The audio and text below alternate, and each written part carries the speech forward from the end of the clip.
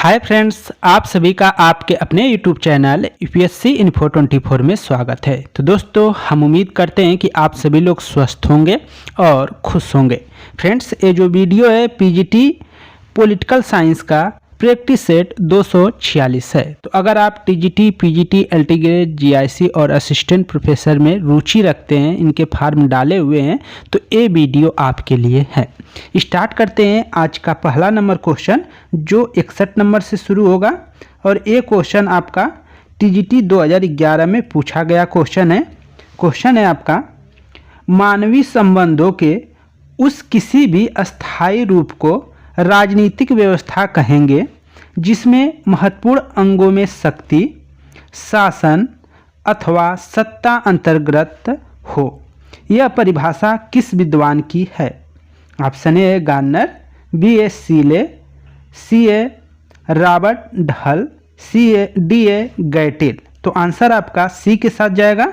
Robert ढल की ये युक्ति है, रॉबर्ट ढल की ये परिभाषा है कि मानवीय संबंधों के उस किसी भी अस्थायी रूप को राजनीतिक व्यवस्था कहेंगे। क्या कहेंगे? राजनीतिक व्यवस्था कहेंगे जिसमें क्या है, महत्वपूर्ण अंगों में शक्ति हो, शासन अथवा सत्ता अंतर्ग्रस्त हो, अंतर्निहित हो। तो इसको क्या कहेंगे? हम राजनीतिक व्यवस्था कहेंगे। तो ऐसा विचार किसने प्रतिपादित किया है? तो प्रतिपादित किए हैं रॉबर्ट ढल। तो याद रखिएगा, ऑप्शन सी आपका सही आंसर है। अगला क्वेश्चन है आपका 62 नंबर है, और ये देखिए यूपी जीआईसी प्रवक्ता 2015 में पूछा गया क्वेश्चन है। औचित्यपूर्ण शक्ति है। औचित्यपूर्ण शक्ति क्या है ये बताना है आपको, कि प्रभाव, ज्ञान, धन, सत्ता। औचित्यपूर्ण शक्ति क्या है? तो ऑप्शन आपका जाएगा डी के साथ। सत्ता जो है औचित्यपूर्ण शक्ति है, डी आप सही कर लेंगे। व्याख्या देखते हैं। व्याख्या, सत्ता को औचित्यपूर्ण शक्ति कहा जाता है। सत्ता के निर्णयों का लोग स्वभावतः पालन करते हैं क्योंकि इसका आधार वैधता है।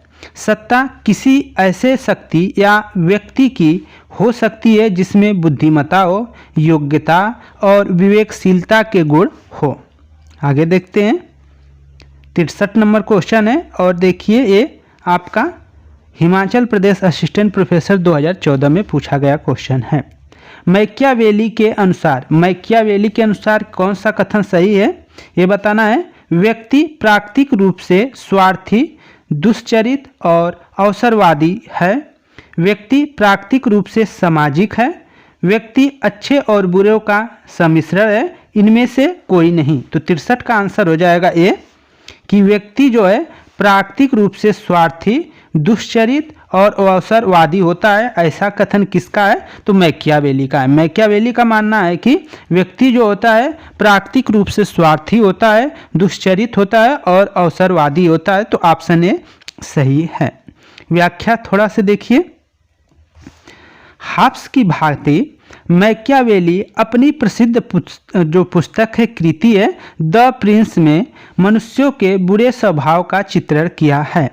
मैकियावेली की यह धारणा इस तथ्य पर आधारित है कि मनुष्य स्वार्थी, दुष्चरित और अवसरवादी होते हैं। यदि वह अच्छे बनते हैं तो उसका प्रमुख कारण भय है। द प्रिंस में मैकियावेली ने लिखा है, द प्रिंस उनकी पुस्तक का नाम है। तो द प्रिंस में मैकियावेली ने लिखा है कि लोग न केवल डरपोक और अज्ञानी होते हैं, वरना स्वभाव से ही दुष्चरित होते हैं, दुराचारी होते हैं। वे आवश्यकता पड़ने पर ही सच्च चरित्र दिखाते हैं, मतलब सच्चा बनते हैं, सचरित दिखाते हैं कि हमारा चरित्र अच्छा है, ऐसा कर रहा है जब उनको आवश्यकता पड़ती है। लोग अपनी वासनाओं के दास और प्रथम श्रेणी के स्वार्थी होते हैं। ऐसी बात मैकियावेली ने किसमें कहा है? तो अपनी पुस्तक द प्रिंस में कहा है लोगों के बारे में। आगे चलते हैं। 64 नंबर क्वेश्चन आपका है, ये भी हिमाचल प्रदेश जो असिस्टेंट प्रोफेसर 2014 हुआ है उसमें पूछा गया क्वेश्चन है। निम्नलिखित में कौन से एक अरस्तु के विचार ने मैकियावेली को प्रभावित किया? अरस्तु के विचार ने मैकियावेली को कैसे प्रभावित किया? कौन एक ऐसा विचार है, ये बताना है। नैतिक और राजनीति का पृथक्करण, राज्य मनुष्य समुदाय का उच्च संगठन है, ऐसी ऐतिहासिक विधि, सभी। तो क्या सभी ने किया है? तो 64 का आंसर जाएगा डी के साथ, सभी ने क्या किया है? प्रभावित किया है। तो निम्नलिखित में से कौन एक अरस्तु के विचार ने मैकियावेली को प्रभावित किया है? तो उपयुक्त सभी विचारों ने क्या किया है? प्रभावित किया है, जिसमें क्या है? नैतिकता और राजनीतिक शक्ति का पृथक्करण हो गया, राज्य मनुष्य समुदाय का उच्च संगठन हो गया, ऐतिहासिक विधि, ये सभी ने क्या किया है? मैकियावेली को प्रभावित किया है। और ये सभी विचार किसके हैं? तो अरस्तु के ये सभी विचार हैं। व्याख्या देख लीजिए। अरस्तु और मैकियावेली दोनों ही अनुभववादी, तुलनात्मक तथा यथार्थवादी चिंतक माने जाते हैं। नैतिकता और राजनीति का पृथक्करण करके अरस्तु राजनीतिक विज्ञान का जन्मदाता हो गया और मैकियावेली अपने युग का शिशु से सुशोभित हुए। अपने युग का क्या है? शिशु से सुशोभित हुए। अरस्तु की भांति मैकियावेली ने राज्य को सर्वोच्च संस्था माना है। ऐतिहासिक विधि का उपयोग करते हुए मैकियावेली ने मनुष्य के मनोवैज्ञानिक का परीक्षण कर राज्य को शक्तिशाली बनाने का क्या किया है? प्रयास किया है। आगे चलते हैं। 65 नंबर क्वेश्चन है आपका, राज्य की सर्वोच्चता का समर्थन किसने किया? क्वेश्चन है, राज्य की सर्वोच्चता का समर्थन किसने किया? Rousseau, Machiavelli, marks, Mahatma Gandhi. तो आंसर क्या हो जाएगा? मैकियावेली। मैकियावेली और अरस्तु जो हैं वो राज्य की सर्वोच्चता का क्या करते हैं? समर्थन करते हैं। तो ऑप्शन बी आपका सही है। आगे चलते हैं। 66 नंबर क्वेश्चन है आपका, शक्ति की अवधारणा सर्वप्रथम किसने दिया? क्वेश्चन है, शक्ति की अवधारणा को सर्वप्रथम किसने दिया? तो आंसर हो जाएगा मैकियावेली। मैकियावेली ने सर्वप्रथम क्या है? शक्ति के अवधारणा को दिया है। ऑप्शन ए सही हो जाएगा। व्याख्या देख लीजिए थोड़ा सा। आधुनिक युग में शक्ति की अवधारणा का प्रतिपादन सर्वप्रथम मैकियावेली ने किया है। तो शक्ति का सर्वप्रथम प्रतिपादन किसने किया है? तो मैकियावेली ने किया है, ये याद रखिएगा। मैकियावेली ने राज्य के अस्तित्व के लिए शक्ति को मूल आधार माना है। मैकियावेली ने राज्य के अस्तित्व के लिए क्या माना है? कि राज्य का अस्तित्व तभी हो सकता है, उसके लिए मूल आधार क्या माना है? तो शक्ति को माना है। शक्ति को राज्य के लिए आवश्यक मैकियावेली ने माना है। मैकियावेली ने राजनीति को शक्ति और नियंत्रण का विषय मानते हुए इसे शक्ति के उपार्जन, परीक्षण और प्रसार की कला के रूप में स्थापित किया है। मैकियावेली के अनुसार प्रेम और भय ये दो शक्तियां मनुष्य को वश में करती हैं। तो मैकियावेली के अनुसार कौन दो शक्तियां मनुष्य को वश में करती है? तो दो शक्तियों का नाम है प्रेम और भय। प्रेम भय के ही कारण मनुष्य क्या होता है? किसी के वश में होता है। किंतु राजा के लिए भय का सहारा लेना ही श्रेष्ठ है। राजा के लिए किसका सहारा लेना चाहिए? भय का। लोगों को डरा कर रखना चाहिए, ऐसा मैकियावेली मानते हैं। शक्ति भय की जननी है। जो शक्ति है वो भय की जननी है और भय प्रेम की अपेक्षा अधिक अनुशासन रखने में समर्थ होता है और भय जो होता है प्रेम की अपेक्षा अधिक अनुशासन रखने की में समर्थ होता है। तो ऑप्शन आपका ए सही था। आगे देखते हैं 67 नंबर क्वेश्चन है और ये देखिए यूपी आपका असिस्टेंट प्रोफेसर परीक्षा 2015 में पूछा गया है और यूपी का अभी और एमपी का और आपका एग्जाम होने वाला है। असिस्टेंट प्रोफेसर का आपका जो है जो दिए होंगे राजस्थान का उनका भी होने वाला है। तो अगला क्वेश्चन है दोस्तों 67 नंबर, किसने कहा कि शक्ति एक विशेष प्रकार का प्रभाव है? किसने कहा है कि शक्ति एक विशेष प्रकार का प्रभाव है जिसके न पालन करने पर घोर हानियां उठानी पड़ती है? Lasswell, Maxwell, Weber, Hartmann, Robert Dahl. तो आंसर क्या हो जाएगा 67 का? डी सही हो जाएगा। ये कथन रॉबर्ट डहल का है। तो किसने कहा है कि शक्ति एक विशेष प्रकार का प्रभाव है जिसके न पालन करने पर घोर हानियां उठानी पड़ती है। तो ये कथन आपका है रॉबर्ट डहल का। तो रॉबर्ट डहल को याद रखिए। व्याख्या देख लीजिए थोड़ा सा, वही बात है व्याख्या में। रॉबर्ट डहल का मानना है कि शक्ति का प्रभाव का ही एक रूप है, शक्ति प्रभाव का ही एक रूप है जिसका पालन करने पर लाभ और न पालन करने पर हानि उठानी पड़ती है। आगे चलते हैं। 68 नंबर क्वेश्चन है और 2000 पीजीटी में पूछा गया क्वेश्चन है 2002 में। राज्य शब्द का पहली बार प्रयोग किसने किया? राज्य शब्द का प्रयोग पहली बार किसने किया ये आपको बताना है। तो ऑप्शन सी सही हो जाएगा, मैकियावेली। किसने किया था दोस्तों?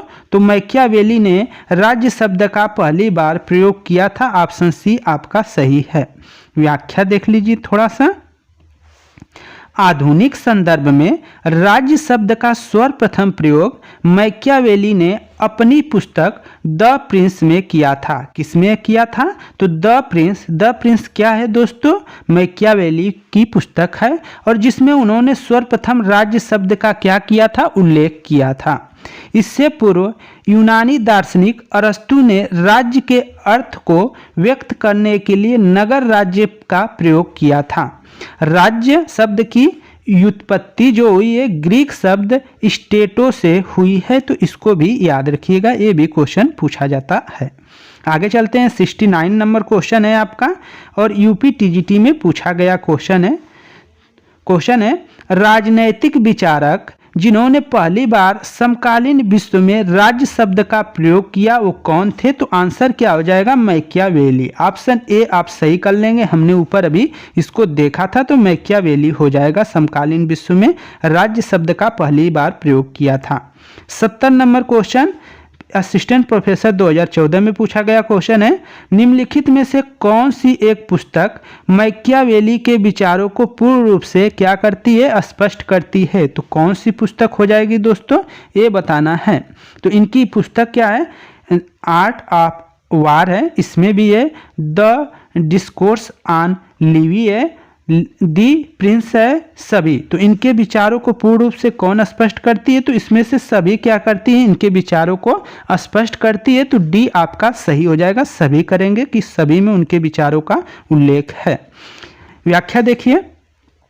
मैकियावेली के पूर्ण विचार किसी एक ग्रंथ में नहीं अपितु उनके द्वारा लिखित कई रचनाओं में संकलित हैं। उनकी प्रमुख रचनाओं में जैसे आर्ट ऑफ वार है, दी डिस्कोर्सेज ऑन लिवी है और द प्रिंस जो है इनकी रचनाएं हैं, मैकियावेली की रचनाएं। तो 3 रचनाएं हैं दोस्तों। आर्ट ऑफ वार है, दी डिस्कोर्स ऑन लिवी है और द प्रिंस है जो मैकियावेली की रचना है, जिसमें द प्रिंस ने अच्छी खासी ख्याति अर्जित की है। तो इसको सभी को याद रहता है। आर्ट ऑफ वार का संबंध युद्ध नीति से है। दी डिस्कोर्स ऑन लिवी राज्य की प्राकृतिक उसके स्वरूप को स्पष्ट करती है तथा द प्रिंस शासन कला के बारे में बताती है। आगे चलते हैं। आपका 71 नंबर क्वेश्चन है, मैकियावेली से ही क्वेश्चन है और ये 2014 में पूछा गया है। मैकियावेली के अनुसार क्या होगा दोस्तों? राज्य उच्च संघ जिसमें जनता को राज्य के प्रति पूर्ण समर्पण कर देना चाहिए। राज्य एक कृत्रिम निर्माण है। राज्य विभिन्न संघों में से एक संघ है। और डी कह रहा है ए बी दोनों सही है। तो आंसर आपका डी सही हो जाएगा। ए बी दोनों सही हैं, ऐसा मैकियावेली का मानना है। व्याख्या देखिए थोड़ा सा। मैकियावेली के अनुसार राज्य एक कृत्रिम निर्माण है। मैकियावेली के अनुसार क्या है? राज्य एक कृत्रिम निर्माण है, मतलब राज्य का निर्माण किया गया है।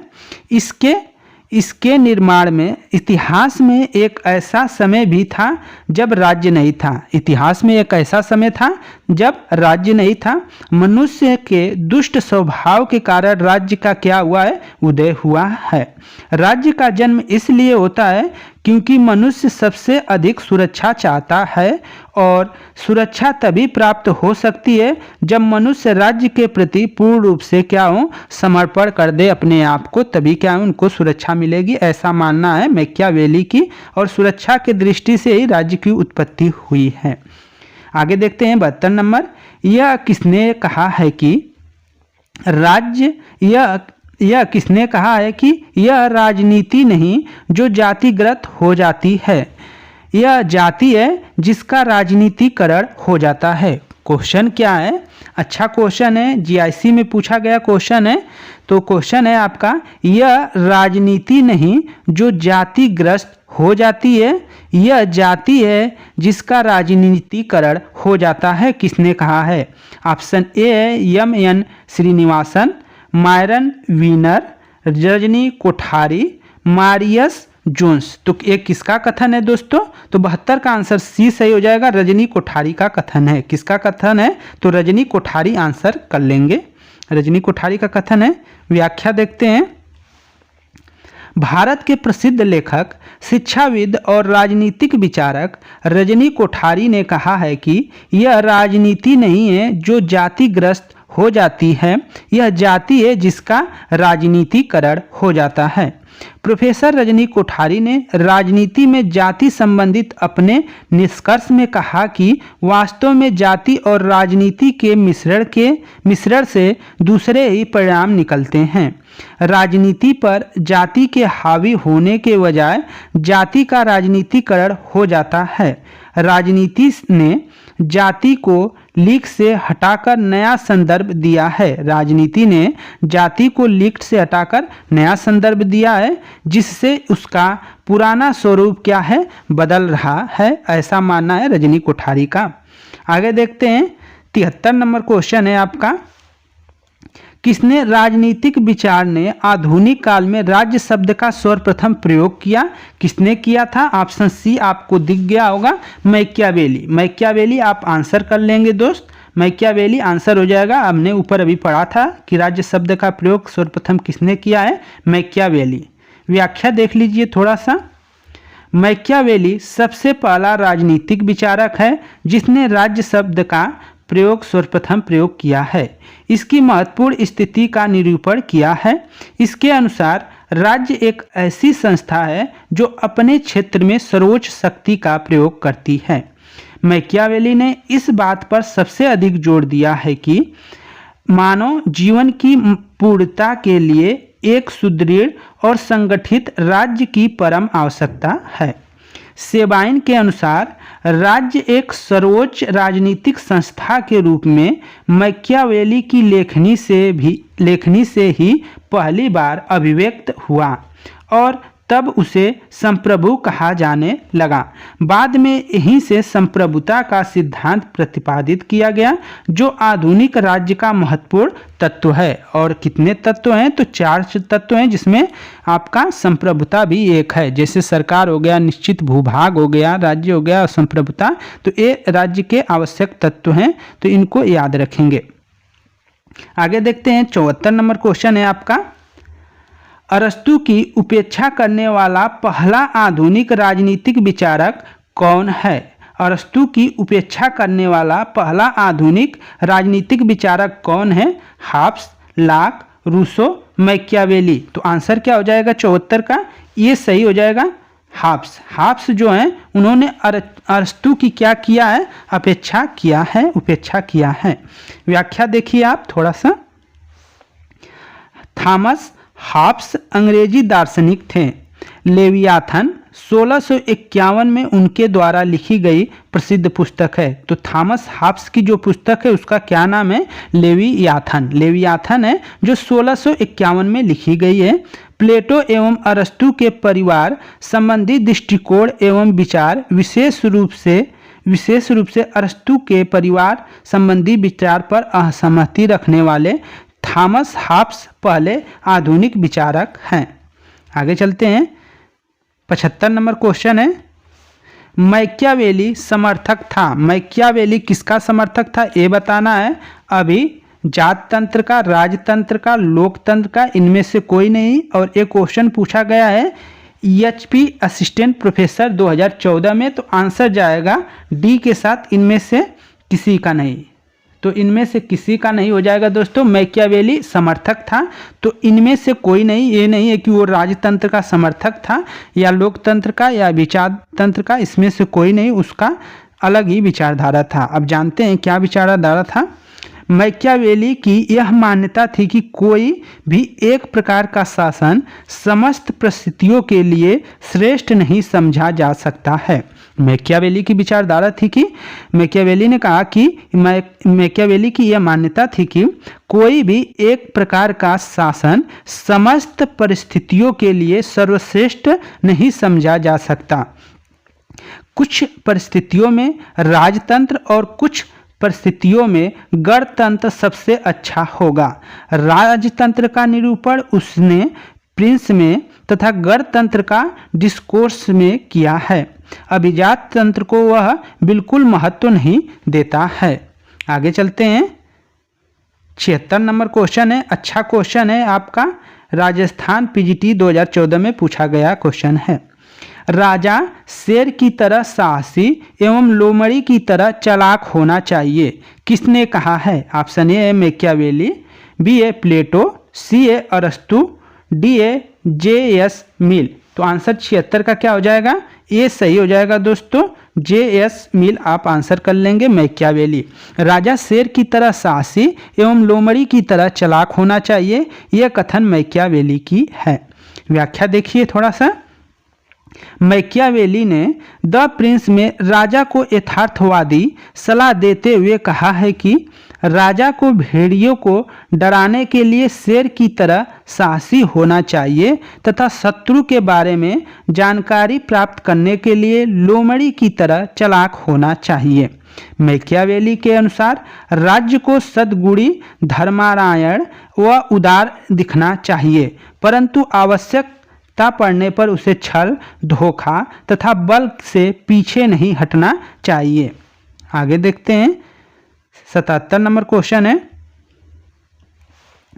किसका यह विश्वास था कि व्यक्ति अपने पिता की मृत्यु को भूल सकता है परंतु उसकी संपत्ति को, हानि को नहीं भूल सकता? क्वेश्चन दोस्तों ये कई बार हो सकता है क्वेश्चन रिपीट हुआ होगा। आप लोग हमारा अगर वीडियो पुरानी वाली देखेंगे तो आप सभी क्वेश्चन को कर लेंगे दोस्तों, ये गारंटी के साथ कह रहे हैं, क्योंकि बहुत क्वेश्चन रिपीट हो रहा है। क्योंकि आप देख रहे हैं कि 250 प्रैक्टिस सेट कराया गया है, तो समझ रहे हैं कितना कराया गया होगा।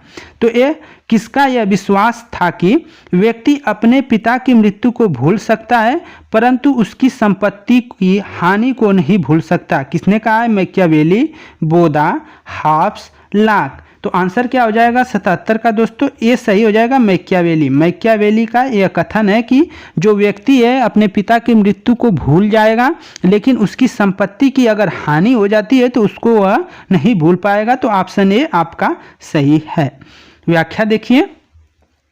मैकियावेली संपत्ति के अधिकार को इतना महत्वपूर्ण मानता है कि शक्तिशाली राजा को भी लोगों की संपत्ति लेने या छीनने से मना कर दिया था। उसका मानना था कि संपत्ति का अधिग्रहण कालांतर में विद्रोह का क्या बनता है? कारण बनता है। इसी संदर्भ में मैकियावेली ने कहा कि व्यक्ति अपने पिता की मृत्यु को भूल सकता है किंतु उसकी संपत्ति की हानि को नहीं भूल सकता है। यह कथन मैकियावेली का था। आगे देखते हैं। 78 नंबर क्वेश्चन है आपका, 2005 में PGT में पूछा गया, 2003 में भी। किसने राज्य का इस प्रकार वर्णन किया है कि यह संपूर्ण विज्ञान में साझेदारी है, संपूर्ण कला में साझेदारी है, प्रत्येक सद्गुण और सभी पूर्णता में साझेदारी है? यह किसने राज्य का इस प्रकार वर्णन किया है कि यह संपूर्ण विज्ञान में साझेदारी है, संपूर्ण कला में साझेदारी है, संपूर्ण सद्गुण और सभी प्रकार की पूर्णता में साझेदारी है? किसने कहा है?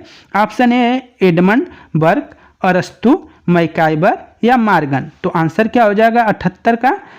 ये सही हो जाएगा दोस्तों, एडमंड बर्क, एडमंड बर्क ने इस प्रकार की राज्य की व्याख्या की है कि राज्य जो है विज्ञान में भी साझेदारी है, संपूर्ण कला में भी साझेदारी है, प्रत्येक सद्गुण और सभी पूर्णतया में क्या है, राज्य जो है साझेदारी है। ये बात कह रहा है एडमंड बर्क ने कहा है। व्याख्या देखिए, व्यक्तिवादियों की यह धारणा कि राज्य एक आवश्यक बुराई है तथा वर्तमान समय में स्वीकार नहीं किया जाता है, वास्तव में यह सभ्य जीवन की प्रथम आवश्यकता है। नैतिक जीवन के मार्ग में आने वाली अशिक्षा, अज्ञानता, दरिद्रता आदि बुराइयों को दूर करते हुए राज्य व्यक्ति के नैतिक विकास का सफलतापूर्वक प्रयत्न करता है।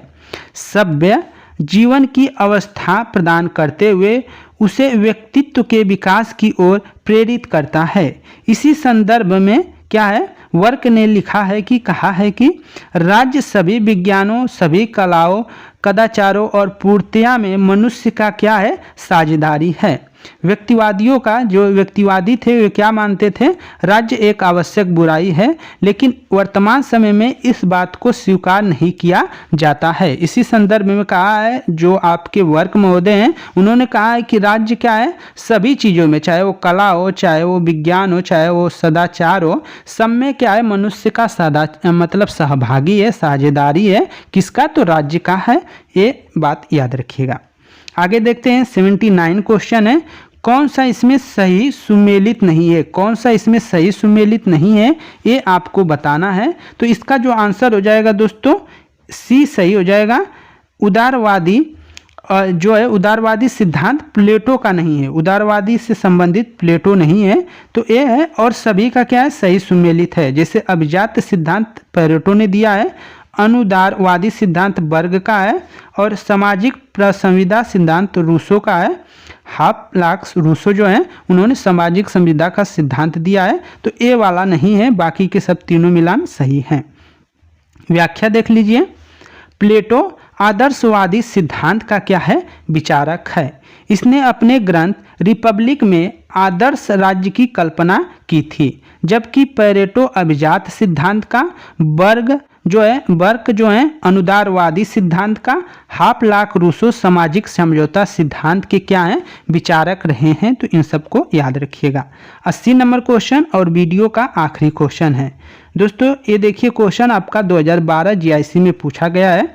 प्लेटो को राज्य के आदर्शवादी सिद्धांत का जनक माना जाता है, क्योंकि राज्य का आदर्शवादी सिद्धांत का जनक मानता है क्योंकि उसने अपने सिद्धांतों को अच्छाई के विचार पर आधारित किया है। तो ऑप्शन डी आपका सही है। व्याख्या देख लीजिए थोड़ा सा।